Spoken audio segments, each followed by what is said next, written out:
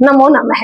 अभी हम भर्तृ द्वारा रचित नीति शतक की ये भाग्य पद्धति पढ़ रहे हैं। भाग्य पद्धति, इसमें क्या है, भाग्य पद्धति में भाग्य ही बलवान होता है, ऐसा कहा गया है कि कर्म नहीं है, कुछ भी नहीं, सिर्फ जो हमारे भाग्य में है वो हमें मिलेगा। तो देखिए, यद धात्रा विधाता निज भाल पट लिखितम स्तोकम महद वा घनम तत् प्राप्नोति मरुस्थले अपि नितराम मेरौ ततो न अधिकम तद्धीरो भव वित्तवत्सु कृपणाम व्रति व्रथा मां कृता कूपे पश्य पयो निधावपि घटो ग्रहणाति तुल्यम जलम। यहाँ पर भर्तृ कह रहे हैं कि भाग्य के अनुसार ही फल मिलता है, मनुष्य को उसके भाग्य के अनुसार ही फल मिलता है। भाग्य हमारा कैसे बनता है? हमारे पिछले जन्म जन्मांतर के कर्मों के अनुसार हमारा भाग्य बनता है। हम पिछले जन्मों में अच्छे कर्म किए होंगे तो हमारा भाग्य अच्छा होगा, हमें सब कुछ अच्छा मिलेगा। और यदि हमने पिछले जन्म में कोई बुरे कर्म किए होंगे तो वो हमारे जन्म में, अगले जन्म में हमारे जो बुरे कर्म है वो हमारे बुरा भाग्य बनकर हमारे साथ चलेंगे। इसलिए हमें क्या है, मुख्य रूप से तो यह है कि अच्छे कर्म करने चाहिए जिससे हमारा अगला जन्म अच्छा हो। तो यहाँ कह रहे हैं कि यद धात्रा निज भाल पट्ट लिखितम स्तोकम महदवा, मतलब थोड़ा, स्तोकम थोड़ा, महद ज्यादा, धन जो विधाता ने निज हमारे भाल पट्ट लिखतम हमारे भाग्य में लिख दिया है। भाल पट्टम मतलब हमारे ये हमारा ललाट जो है हमारा भाग्य यहाँ होता है। तो निज भाल पट्ट लिखतम हमारे भाग्य में विधाता ने थोड़ा या ज्यादा जो धन हमारे भाग्य में लिख दिया है, तत् प्राप्नोति हम उसको प्राप्त कर लेंगे। मरुस्थले अपि नितराम, मरुस्थल पर्वत पर, मरुस्थल में भी, मतलब मरुस्थल, मरुस्थल क्या, रेगिस्तान, हम उस धन को रेगिस्तान में भी प्राप्त कर लेंगे। नितराम मेरौ ततो न अधिकम, सुमेरु पर्वत पर कोई ज्यादा नहीं। ऐसा नहीं है कि हमारे भाग्य में जो धन लिखा है हमें वो रेगिस्तान मिल जाएगा, लेकिन ऐसा नहीं कि हम सुमेरु जैसे ऊंचे पर्वत पर चले जाएं वहां हमें कुछ ज्यादा मिल जाएगा, नहीं, नहीं मिलेगा। उतना ही मिलेगा जो हमारे भाग्य में है, चाहे हम रेगिस्तान में चले जाएं चाहे सुमेरु पर्वत पर चले जाएं। तद धीरो भव वित्तसु, वित्तवत्सु, तद धीरो, इसलिए हमें धैर्य रखना चाहिए या धैर्यशाली होना चाहिए। वित्तवत्सु कृपणाम व्रति, और हमें वित्तवत्सु यानी कि धनवानों के सामने दीनहीन जैसा, कृपणाम दीन बनना मतलब गरीब निर्धन होना, ऐसा व्रति व्यवहार व्रथा मां कृथा व्यर्थ में ही नहीं करना चाहिए। हमें धनवानों के सामने दीनहीन जैसा व्यवहार व्यर्थ में नहीं करना चाहिए, धैर्य रखना चाहिए। कूपे पश्य, कुएं को ही देखो, पयो निधाम, पश्य देखिए, कुएं में से, पयो निधाम अपी अथवा समुद्र में से घटो घड़ा, मतलब घड़े का यहाँ उदाहरण दिया है, घड़े का। तो घड़ा जो है कुएं में से, पयो निधाम समुद्र में से भी, तुल्यम जलम ग्रहणाति बराबर जल ही ग्रहण करता है। ऐसा नहीं है कि कुएं में से कम जल लेगा घड़ा और समुद्र में से ज्यादा लेगा, नहीं। समुद्र में से, चाहे मटके को तुम चाहे समुद्र में से भर लो या कुएं में से भर लो, चाहे कहीं और से भर लो, उसमें जल उतना ही आएगा। तो इस उदाहरण के द्वारा भर्तृ क्या समझा रहे हैं कि हमारे भाग्य में, विधाता ने हमारे भाग्य में जो धन लिख दिया है, जितना हमें धन मिलना है, चाहे ज्यादा मिले या थोड़ा मिले, वो धन हमें मिलकर ही रहेगा।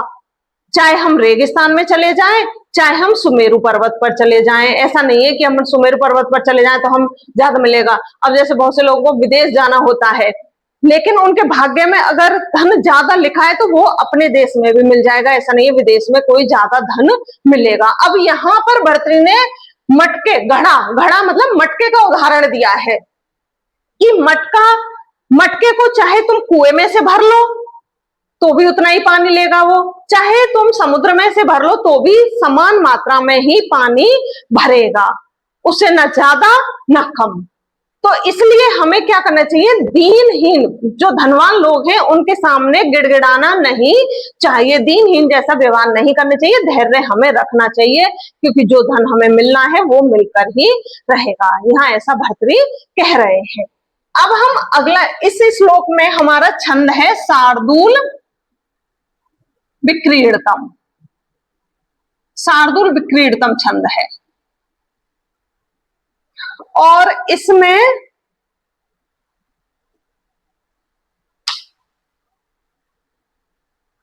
देखिए, अब अगला श्लोक हम करते हैं आपका, भग्नासस्य करंड पिंडित तनो मिलनेन्द्रियस्य है क्षुदा कृत्वा आखु विवरम स्वयं निपतितो नक्तम मुखे भोगिन है तृप्तस्तत पिसितेन सत्व रमसौ तेनेव यात पथा लोका पश्यत देवमेव ही निर्णाम वृद्धौ क्षय कारणम।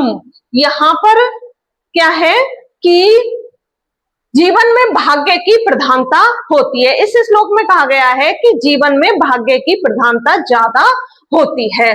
कैसे होती है, देखिए, भग्नासस्य करण पिंडित, देखो यहां उदाहरण दिया है तुम्हारा कि भग्नासस्य भूख से पीड़ित, करण पिंडित पिंडली बनाकर बैठा हुआ। सांप के बारे में बताया है, सांप पिटारी में बंद है, पिटारी गोल होती है और उसमें ऐसे कुंडली बना के सांप बैठा हुआ है। तो भग्नास भूख से पीड़ित और करण पिंडित कुंडली बनाकर बैठे हुए, तनो शरीर वाला, मिलानी इंद्रिय से मलिन हुई इंद्रियों वाला, क्षुधा भूख से। तो भूख से मलिन हुई इंद्रियों वाला, तुमने देखा होगा भाई, जब तुम्हें भूख लगती है तो तुमसे कोई काम नहीं होता है और तुम्हारा शरीर थका थका सा महसूस करता है।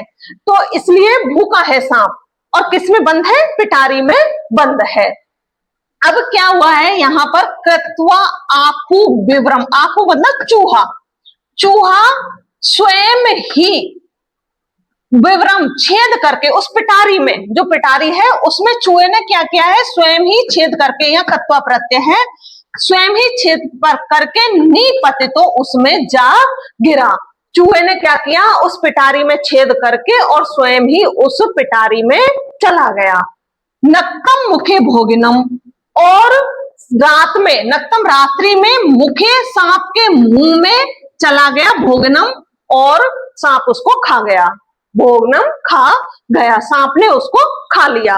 अब क्या हुआ, देखो भाग्य ने पलट गया ना, भाग्य, जो व्यक्ति अंदर था, जो सांप अंदर पिटारी में बंद था, वो तो क्या है, भूख भी शांत हो गई उसकी, और जो चूहा बाहर आजाद घूम रहा था वो मर गया, वो खा गया सांप उसको।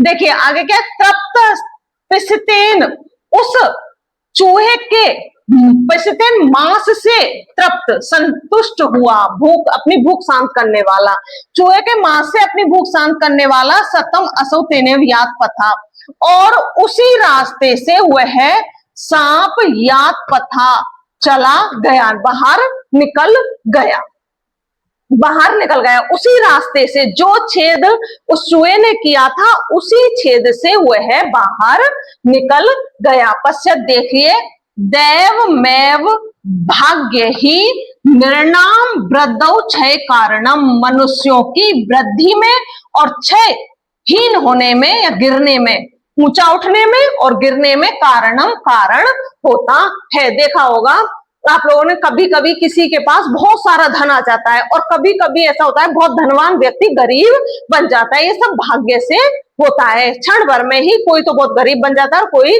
बहुत ही धनवान हो जाता है। तो यहाँ पर भर्तृ ने कहा है, देखिए कैसे हुआ है कि जो सांप पिटारी में बंद है, पिटारी में बंद सांप भूख से पीड़ित है और उसकी इंद्रियां जो मलिन हो रही हैं और निराश है, वो निराश है, निराशा से युक्त है। तो ऐसे में क्या हुआ है, सुकड़ कर बैठा है वो, पिटारी में सुकड़ कर बैठा हुआ, भूख से असक्त इंद्रियों वाले। देखिए अरे लोगों देखो, चूहा रात्रि में छेद करके निराश हुए पिटारी में सिकुड़ कर बैठे भूख से असक्त इंद्रियों वाले सांप के मुंह में स्वयं गिर पड़ा, और सांप उस चूहे के मांस से तृप्त होकर उसी छेद से शीघ्र बाहर निकल गया, क्योंकि भाग्य ही मनुष्यों की वृद्धि एवं विनाश में कारण होता है। अब आपने देख लिया होगा कि कैसे सांप, जिसको कोई आशा नहीं है बाहर निकलने की, कोई उम्मीद नहीं है, और जो बंद है, और जो चूहा बाहर घूम रहा है, स्वतंत्र होकर घूम रहा है, उसने क्या किया, क्योंकि उसका विनाश निश्चित था और सांप का बाहर निकलना भाग्य में था उसके, तो चूहे ने पिटारी में छेद किया उसकी में, और सांप के मुंह में स्वयं ही जा गिरा। अब सांप ने उससे अपनी, सांप की भूख भी शांत हो गई और उसी छेद से वो बाहर भी निकल गया। तो अब इसको क्या कहेंगे, भाग्य, क्योंकि भाग्य प्रबल होता है। तो यहां पर भर्तृ कह रहे हैं कि भाग्य सबसे तेज होता है। देखिए इसमें शार्दूल विक्रीडतम छंद है, इसमें शार्दूल विक्रीडतम छंद है इस श्लोक में।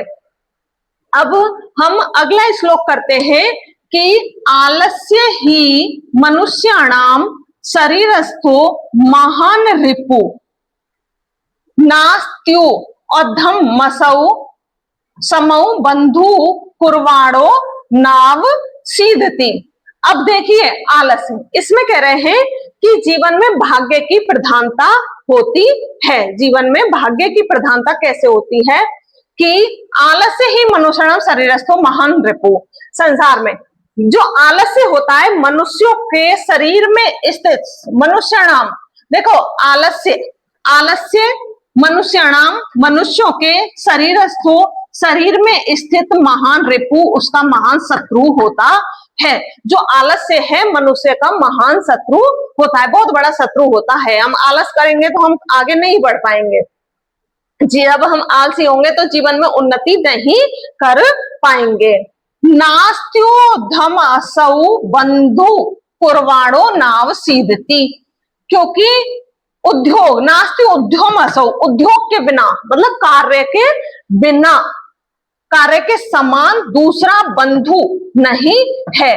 मतलब हमारा जो उद्योग होता है, हम जो कार्य करते हैं उसके समान हमारा कोई बंधु नहीं है। कुर्वाणो नाव सीधती, जिसे करने पर मनुष्य कभी नाव सीधती, दुखी नहीं होता है, जिसको करके मनुष्य दुखी नहीं होता है। तो मनुष्य का जो सबसे बड़ा शत्रु है वो आलस्य होता है, और आलस्य, आलस्य अगर जिसमें है तो वो मनुष्य आगे कोई कार्य कर ही नहीं सकता है। उद्योग, उद्योग मतलब कर्म, अच्छा कार्य, अपना उद्योग धंधा करना या कोई बिजनेस करना, तो ये क्या है, उद्योग के समान दूसरा कोई बंधु नहीं होता है, भाई बंधु। मतलब उद्योग जब हम कार्य करेंगे तो वो हमारा सबसे बड़ा भाई बंधु होगा, क्योंकि जब हम कार्य करेंगे तो हम उन्नति करेंगे, हम पैसा कमाएंगे।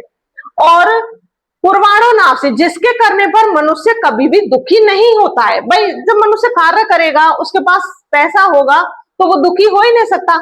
जब मनुष्य आलसी होगा, कार्य नहीं करेगा, तो वो तो दुखी होगा ही होगा। इसलिए हमें कार्य करना चाहिए, उद्योग करना चाहिए। अब यहां पर क्या है, अनुष्टुप छंद है और उपमा अलंकार है। अलंकार हमारा है उपमा। उपमा कैसे है, देखो छंद अनुष्टुप है, उपमा अलंकार, यहां उपमा दी गई है किससे, भाई मनुष्य का जो शत्रु है वो आलस्य है और उद्योग बंधु है, तो इसलिए यहां पर उपमा अलंकार है।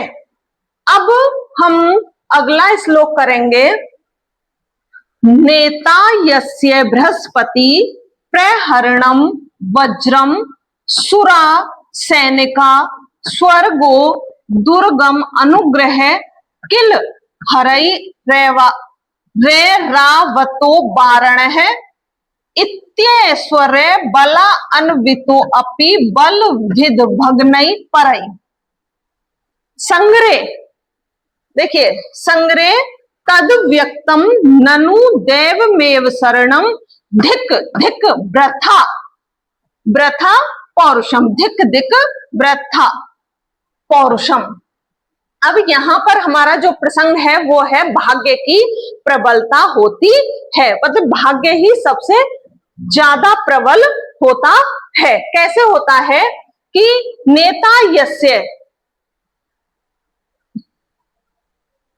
देखिए नेता यस्य बृहस्पति, देखो नेता यस्य बृहस्पति, यहां पर इंद्र का उदाहरण देकर समझाया गया है। कैसे समझाया कि इंद्र जो स्वर्ग का राजा है, इंद्र स्वर्ग का राजा है, लेकिन वो एक बार युद्ध में राक्षसों से हार गया था। तो यही उदाहरण यहां दिया है कि भाग्य कैसे प्रबल है कि नेता यस्य बृहस्पति, जिस इंद्र का गुरु बृहस्पति है, बृहस्पति देवता जो बहुत ही प्रबल है, तो इंद्र का गुरु बृहस्पति है। प्रहरणम वज्रम, और उसका जो अस्त्र है, प्रहरणम अस्त्र वज्र है, वज्र का बना हुआ है, दधीची की हड्डियों से उसका जो वज्र, देखिए इंद्र का जो वज्र है वो दधीची जो ऋषि थे उसकी हड्डियों से बना हुआ है, तो वज्र का उसका अस्त्र है। सुरा सैनिका, और सुर देवता जिसके सैनिक हैं। स्वर्गो दुर्गम, स्वर्ग जिसका किला है, जिसका किला या दुर्ग स्वर्ग है। अनुग्रह किलम हरई, और जिस पर भगवान विष्णु की कृपा है। ऐरावत बारण, बारण हाथी, ऐरावत जिसका हाथी है, जिसका वाहन जो ऐरावत हाथी है, जो बहुत ही शक्तिशाली है। इतने ऐश्वर्य, इतने ऐश्वर्य और बलशाली होकर भी, इतना ऐश्वर्य और बलशाली होकर भी जो इंद्र है, पराक्रम से युक्त होकर भी इंद्र बलविद भगनई परई, युद्ध में परई राक्षसों से संग्रह युद्ध में राक्षसों से भगनई परई, राक्षसों से हार गए। तो इतना शक्तिशाली होकर भी इंद्र राक्षसों से, शत्रुओं से युद्ध में हार गए। तो तद व्यक्तम, इससे स्पष्ट है कि ननु ननु निश्चय ही देवमेव शरणम, भाग्य की शरण में जाना चाहिए, क्योंकि भाग्य ही शरण और रक्षक है। धिक धिक वृथा पौरुषम, व्यर्थ के पौरुष को, पुरुषार्थ को धिक धिक धिक्कार है, बार बार धिक्कार है, व्यर्थ के पौरुष को बार बार धिक्कार है। तो यहाँ पर भाग्य की प्रबलता कैसे बताई है, देखिए ऐसे है कि इंद्र, आप सब जानते हैं इंद्र स्वर्ग का देवता है, भाई सभी देवता उसके अधीन है। तो इंद्र स्वर्ग का देवता है और उसका जो हथियार है, उसका जो वज्र किसका है, वज्र का उसका हथियार है जो दधीची की हड्डियों से बना है। और देवता जिसके सैनिक हैं, जिसके सैनिक सभी देवता हैं, 33 करोड़, भाई हिंदू धर्म में 33 कोटि देवता माने गए हैं, तो 33 करोड़ देवता उसके सैनिक हैं। और स्वर्ग जिसका किला है, जिसका महल है, और जिस पर भगवान विष्णु की कृपा है, जो भगवान विष्णु जो इस सृष्टि का पालन करते हैं उन पर उस इंद्र की कृपा है। और ऐरावत जो नाम का हाथी है वो उसका वाहन है। तो इतना ऐश्वर्य और पराक्रम होकर भी इंद्र युद्ध में एक बार राक्षसों से हार गए थे। एक बार जब राक्षसों से इंद्र हार गए, इतना पराक्रम और इतनी शक्ति होते हुए, तो ये क्या है, भाग्य के बल से हार गए। राक्षसों के जो गुरु हैं वो शुक्राचार्य हैं, देवताओं के गुरु हैं वो बृहस्पति हैं, शंकराचार्य। तो भाग्य के बल से क्या हुआ, हार गए इंद्र एक बार युद्ध में राक्षसों से। तो इसमें भाग्य की प्रबलता है, क्योंकि उनके भाग्य में हारना लिखा था, इसलिए वो उससे हार गए राक्षसों से। तो पौरुष को यहाँ पर भरतरी कह रहे हैं कि व्यर्थ के पुरुषार्थ को बार बार धिक्कार है और हमें भाग्य की शरण में जाना चाहिए, हमें भाग्य को मानना चाहिए। ये तो भाग्य की वो हो गई, लेकिन वैसे पुरुषार्थ और भाग्य, कर्म और भाग्य दोनों साथ साथ चलते हैं, ना कोई ज्यादा है ना कम है। तो यहाँ पर छंद हमारा है शार्दूल विक्रीडतम। छंद अर्थान्यास। तो देखिए इसमें हमारा जो छंद है शार्दूल विक्रीडतम है, 19 वर्ण है, और अर्थान्यास अलंकार है इसमें, इस छंद में। तो इस श्लोक में अब हम अगला श्लोक करते हैं। खलवाटो दिवसे स्वरस्य किरणै संतापितो मस्तके वाञ्छदेश मनातापम विधिर वसातालस्य मूलम गतः तत्र अप्यस्य महाफलेन पतता भग्नम सशब्द शिरम प्रायो गच्छति यत्र भाग्य रहित तत्रैव यान्त्या आपदः। यहाँ पर ये बताया गया है कि भाग्यहीन व्यक्ति, दुर्भाग्यशाली जो व्यक्ति है, वो जहां जहां जाता है आपत्तियां उसके पीछे पीछे जाती हैं, आपत्तियां उसके साथ साथ चलती हैं। एक हिंदी में मुहावरा भी है कि कानी के ब्याह में कौतुक की कौतुक। तो जो जिसके भाग्य में बुरा बुरा लिखा है तो उसके साथ बुरा बुरा ही होता है। तो भाग्यहीन व्यक्ति, दुर्भाग्यशाली व्यक्ति जहां जाता है आपत्ति उसके साथ ही होती है, चाहे वो कितनी भी अच्छी जगह पर चला जाए। तो यहाँ पर बताया कि खलवाटो दिवसे स्वरस्य किरणै। खलवाटो एक बार गंजा व्यक्ति, खलवाटो जिसके सिर पर बाल नहीं है, तो गंजा व्यक्ति दिवसे स्वरस्य किरणै, सूर्य, दिवसे स्वर आया सूर्य के लिए, सूर्य की किरणों के संताप, ताप मतलब सिर पर जब सूर्य की किरणें पड़ रही हैं, उसके धूप पड़ रही है, तो उस धूप से बचने, मस्तिष्क अपने सिर को धूप से बचाने के लिए, सूर्य की किरणों की धूप से सिर को बचाने के लिए वाञ्छदेन्द्र दशनातपम, किसी ठंडे स्थान पर जाने की इच्छा करता हुआ चला गया। अब वहां विधि भाग्यवश तालस्य वृक्ष मूले गतम, वह भाग्यवश ताल के पेड़ के नीचे खड़ा हो गया। भाग्यवश कहाँ गया वो, जहां उसको भाई उसके सिर पर धूप की तेज किरणें पड़ रही हैं, तेज धूप पड़ रही है, सूर्य किरणें पड़ रही हैं, तो वो उसने क्या किया है, उस धूप से बचने के लिए वो गंजा व्यक्ति क्या है, पास में उसको ताल का पेड़, एक ऊंचा सा लंबा पेड़ होता है और उसमें नारियल का बहुत ही कठोर फल लगता है, तो उस पेड़ के नीचे जाके खड़ा हो गया। अब नारियल का जो फल है वो तो बहुत ही कठोर होता है, उसके नीचे जाकर खड़ा हुआ है। अब वहां पर क्या हुआ है, तत्र अपि अस्य, वहां पर भी महाफलेन, महान फल, बड़े से फल के पतता गिरने से भग्नम फूट गया, सशब्दम सिर, शब्द के साथ उसका सिर फूट गया। देखिए धूप से बचने के लिए अपने सिर को धूप से बचाने के लिए वो ताल के पेड़ के नीचे गया। अब ताल के पेड़ के नीचे भी वहां बड़ा सा एक फल गिरा, उसका ताल का फल गिरा, नारियल का फल जो होता है वो फल गिरा और उससे उसका सिर, आवाज के साथ उसका सिर फूट गया। अब ये कह रहा है यहाँ पर सिर प्रायो गच्छति यत्र भाग्य रहित, भाग्य रहित या भाग्यहीन मनुष्य प्राय गच्छति यत्र, जहां जहां जाता है, तत्रेव वहां वहां यान्ते आपद, आपत्तियां वहां वहां उसके साथ चली जाती है, आपत्तियां भी उसके साथ साथ पहुंच जाती हैं। तो यहां पर भर्तृ ने ये अच्छा उदाहरण दिया है कि मतलब हमारा दुर्भाग्य कैसे हमारे साथ चलता है, हमारा दुर्भाग्य हो या हमारा अच्छा भाग्य हो, सौभाग्य हो, वो दोनों ही हो, दुर्भाग्य हो सौभाग्य हो, दोनों ही हमारे साथ साथ चलते हैं। तो अगर सौभाग्य अच्छा है तो हमारे साथ अच्छा होगा, हम कहीं भी कितनी बुरी जगह चले जाएं, लेकिन हम दुर्भाग्यशाली हैं तो हम कहीं भी चले जाएं, हमारा दुर्भाग्य हमारा पीछा नहीं छोड़ता है। तो देखिए यहाँ पर क्या हुआ है, जो गंजा व्यक्ति है, सिर पर बाल नहीं है, उसके सिर को सूर्य की बहुत तेज धूप लग रही है, तो उस धूप से बचने के लिए वो ताल के बड़े से लंबा सा बड़ा सा पेड़ होता है ताल का, उस ताल के पेड़ के नीचे जाकर के खड़ा हो गया। अब जैसे ही वो जाके खड़ा हुआ, वहां पर एक विशाल फल, उस ताल का जो विशाल सा फल है वो नीचे गिरा और उसका सिर आवाज के साथ फूट गया। जिस सिर को वो अब सूर्य की किरणों की धूप से बचा रहा था, वही सिर उस फल से उसका फूट गया, फिर भी फूट गया, मतलब उसके सिर को फूटना लिखा था भाग्य में और वो फूट कर ही रहा, तो ऐसे उसका सिर फूट गया। तो कहते हैं कि दुर्भाग्यशाली व्यक्ति जहां जहां जाता है आपत्तियां उसके साथ साथ जाती।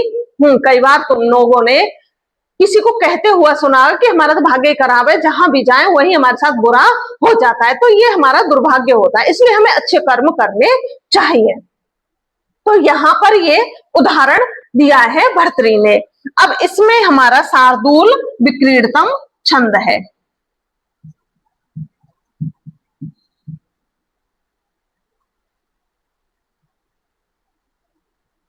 शार्दूल विक्रीडतम छंद है इसमें।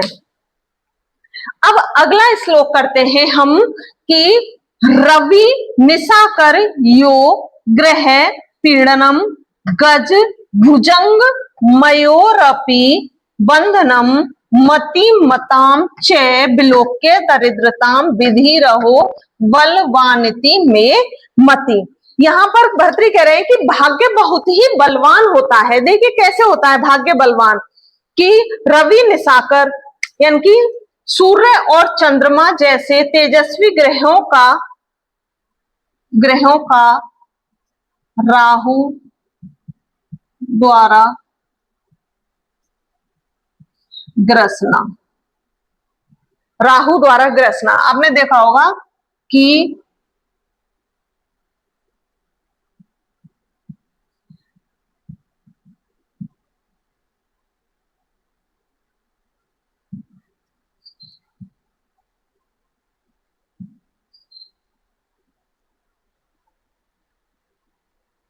अमावस्या और पूर्णिमा को जो ग्रहण लगता है, गज भुजंग, गज भुजंग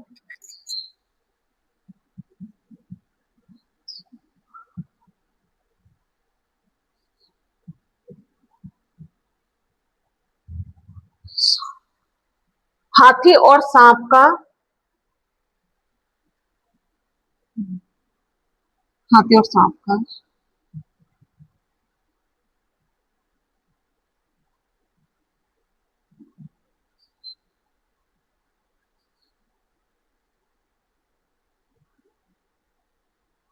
हाथी और सांप का बंधन में बंधना,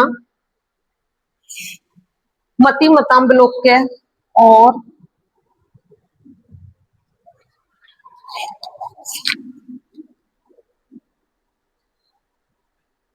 बुद्धिमान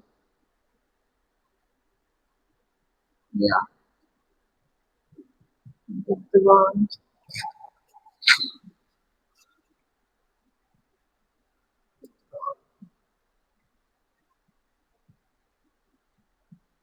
व्यक्ति का दरिद्र दरिद्री होना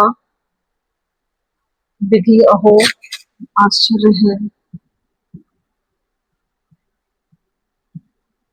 आश्चर्य है कि आश्चर्य है मेरे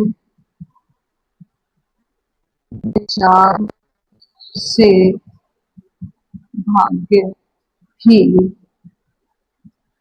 बलवान होता है। देखिए यहाँ पर भर्तृ क्या कह रहे हैं, सूर्य और चंद्रमा भाग्य कैसे प्रबल होता है ये समझा रहे हैं कि रवि निशाकर, रवि सूर्य निशाकर चंद्रमा का ग्रहों पीड़नम, इनका इन तेजस्वी ग्रहों का राहु, ग्रहों पीड़नम राहु के द्वारा ग्रसना, राहु के द्वारा ग्रसना मतलब ग्रहण लगना। देखा होगा आपने कि अमावस्या के दिन सूर्य ग्रहण होता है और पूर्णिमा के दिन चंद्र ग्रहण होता है। तो अमावस्या को राहु जो है सूर्य के सामने आ जाता है, तो राहु जब सूर्य के सामने अमावस्या को आता है तो सूर्य छिप जाता है, तो वो होता है सूर्य ग्रहण। और जब पूर्णिमा के दिन राहु चंद्रमा पर आ जाता है तो उस दिन होता है चंद्र ग्रहण पूर्णिमा के दिन। तो सूर्य और चंद्रमा जैसे तेजस्वी ग्रहों का राहु के द्वारा ग्रसित करना मतलब चंद्र ग्रहण और सूर्य ग्रहण होना। ये बहुत ही दुखदाई होता है। ऐसे गज भुजंग, गज हाथी, हाथी बहुत बलवान विशालकाय जानवर होता है। और भुजंग सांप, सांप बहुत ही जहरीला होता है जिससे लोग डरते हैं। तो हाथी और सांप का बंधन में बंधना, हाथी और सांप जैसे तेजस्वियों का भी बंधन में बंधना। सांप का तो क्या है, जो इसको सपेरे होते हैं वो पिटारी में बंद कर लेते हैं उसको बस में करके, और हाथी को बांध लेते हैं उसको अपने बस में करके। जबकि ये क्या है, जानवर, ये दोनों ही जंगल में स्वतंत्र घूमने चाहिए, लेकिन इनकी दुर्भाग्य से सांप पिटारी में बंद हो जाता है और हाथी बंधन में बंध जाता है। और दरिद्रताम, मति मताम च विलोक्य दरिद्रताम, और मति मताम विद्वान या बुद्धिमान व्यक्ति का दरिद्री होना, गरीब होना। जब कोई व्यक्ति विद्वान है, बहुत बुद्धि है उस पर, फिर भी वो गरीब है, नहीं पैसा कमा रहा है या उसका कोई बिजनेस नहीं कर पा रहा है, नौकरी नहीं कर पा रहा है, तो इतने विद्वान व्यक्ति का दरिद्री होना, गरीब होना, ये सब भाग्य से होता है। तो मेरे विचार से, भर्तृहरि कह रहे हैं कि मेरे विचार से भाग्य ही प्रबल होता है, बलवान होता है भाई, भाग्य ही सबसे ज्यादा बलवान होता है। और वास्तव में होता भी है कि हमारे पिछले जन्मों के जो कर्म हैं उनसे हमारा भाग्य बना, और भाग्य से हमें, जैसे कोई व्यक्ति है वो बहुत पढ़ता है, बहुत मेहनत करता है, बहुत पढ़ता है, लेकिन और वो मतलब पढ़ने में भी अच्छा है, लेकिन फिर भी उसकी नौकरी नहीं लग पाती, या किसी जो व्यक्ति पढ़ता नहीं है और भाग्यवश उसकी नौकरी लग जाए और वो अच्छी पोस्ट पर पहुंच जाए, तो क्या होता है, ये भाग्य ही होता है, भाग्य बलवान होता है। कर्म तो सभी करते हैं, लेकिन हमें जो मिलता है वो सब भाग्य से मिलता है। यहां पर जो हमारा छंद है, दुरुत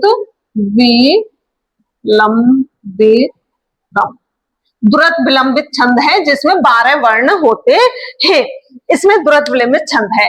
तो यहाँ पर जो भर्तृहरि ने जो भाग्य पद्धति है, दैव पद्धति है, इसमें भाग्य की प्रबलता बताई है। और कुछ हद तक हम लोग भी ये मानते हैं कि भाग्य वास्तव में प्रबल होता है। कर्म तो होता ही है, लेकिन भाग्य भी प्रबल होता है। तो ये हमारी हो गई भाग्य पद्धति या दैव पद्धति। आगे हम अगली पद्धति पढ़ेंगे।